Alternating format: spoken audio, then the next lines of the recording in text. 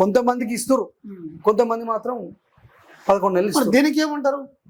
గల్లీ గల్లీలో private schools విచ్చలవిడిగా స్ప్రెడ్ కావడం వల్ల, చాలా స్కూల్స్ ఎక్కువ కావడం వల్ల గ్రామీణ ప్రాంతాల్లో ఉన్నటువంటి ప్రభుత్వ పాఠశాలన్నీ కూడా మూతపడుతున్నాయి. వాస్తవం కాదా? సరే, ఇప్పుడు సమాజానికి ఇది ఒక మంచి ప్రశ్న వేసారు మీరు, చక్కటి ప్రశ్న వేసారు. వాస్తవానికి చూడండి, ఒక 15 సంవత్సరాల కింద ఉన్న పరిస్థితి ఈ రోజు లేదు.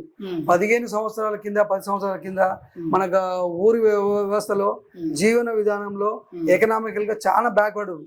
ఈ రోజు ప్రతి ఒక్కరు ముందుకుర్రు, చేసుకున్న వానికి చేసుకున్నంత పని ఉంది. మేము ఇలా ఉండడం కరెక్ట్ కాదు.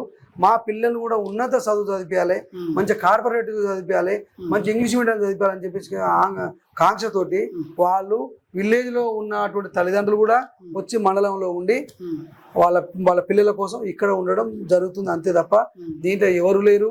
ఈ ప్రైవేట్ వాడు ఉండడం వల్ల గవర్నమెంట్ నడుస్తలే అనకపోవడం, గవర్నమెంట్ ఉన్న ప్రైవేట్ నడచకపోవడం అనేది తప్పు.